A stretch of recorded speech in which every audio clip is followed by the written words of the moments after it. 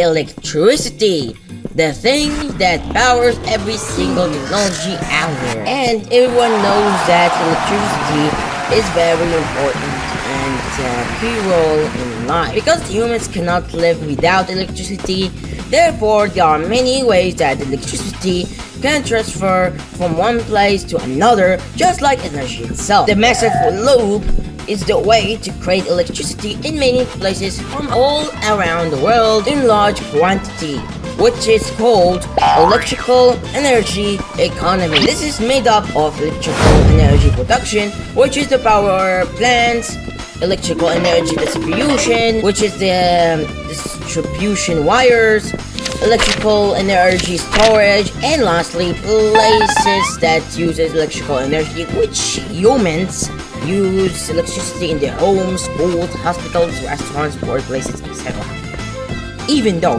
these four parts are essential, there is one very important part, or you can say interesting part, which is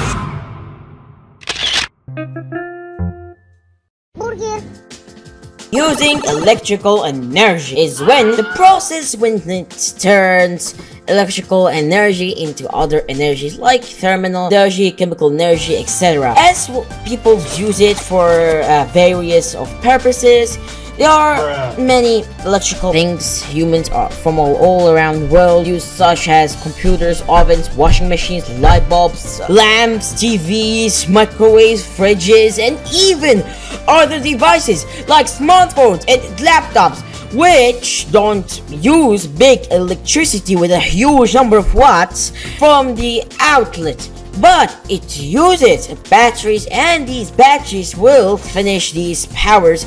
Eventually it needs to be charged, and many more. So it can be used everywhere, like in houses, restaurants, trees, garbage, literally everywhere and anywhere you can get electricity, and everyone is using electricity. Maybe anyway, in history, before electricity was a big part of everyday life, Thales of Miletus in Greece discovered electricity. Then in the 18th century, Leyden Jar invented storing electricity, which is voltaic pile, or the early invention of battery. Then in the 1800s, Thomas Edison invented light bulbs, then lit to power cities.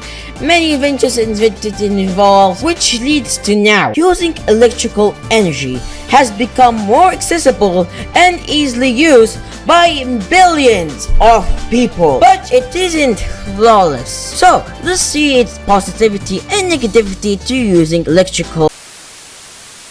Compared to the other three steps in the electrical energy economy, this step is based on a person's action and how it deals with the electricity instead of the workers or the quality. So, to use electrical energy efficiently, it has to be done with more action to give fewer results.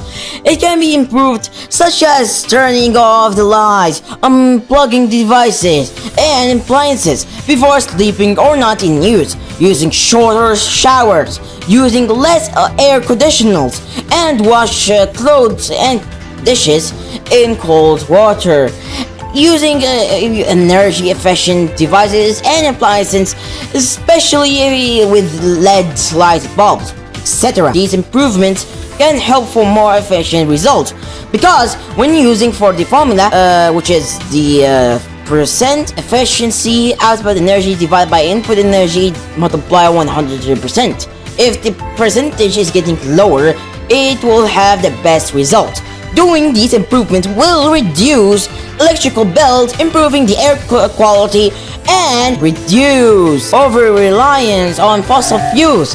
So, the circular economy can fit too well into using electrical energy, because old materials can be recycled in devices and appliances, and can extend the life of the electronics by repairing them instead of throwing them out just to save the environment. Talking about the environment, sustainability is basically doing it for the environment, such as replacing non-renewable energy to renewable energy like solar energy, upgrading from electrical grid, to smart grid, adding generators for renewable energy to reduce transmission losses, etc. So there is one improvement that will be efficient and sustainable at the same time, which is replacing non-renewable energy to solar panels. And this diagram might look like this. As it can be seen in the diagram, it can make sense because of sun is always there in the sky and has zero environmental impact. It uses electrical energy, reduces the amount when paying the electrical bills, and it has less strain on the grid. The idea of reducing transmission losses and modular energy reduction.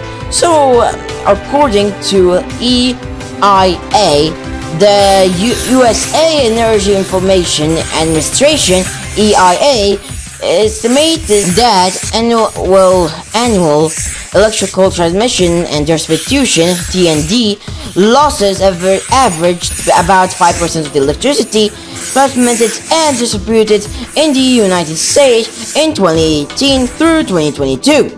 And according to Just Energy, solar panels actually aren't very efficient, with a typical efficiency rating of 15 to 20%. Even the most efficient solar panels are currently in development, max out at around 40% efficiency. So it can be more sustainable because it relies on sun and cannot produce harmful gases and sustain substances, which is the problem of today's electrical energy economy, which produces air pollution, greenhouse gases, which creates, climate change. So these two problems are both environmental and health costs of today's electrical energy economy. But with solar panels, it will fix all of these problems. So does everybody benefit from this? Yes and no. Yes, it is great and amazing to replace non-renewable in every way, but it is very expensive. In conclusion, replacing non-renewable energy is a goal for many people and must be achieved. So, to stop air pollution and climate change, and don't over-reliance on fossil fuels, remove non-renewable energy, research different types of solar panels, and calculate potential savings, and install the solar panel to your house rooftop as part of the action plan to extend climate change and other negative environmental impacts to make efficient and sustainable choices. So, this is using electrical energy. And yes, it is flawed, but together everyone in the world can delete these environmental problems to have greener Earth.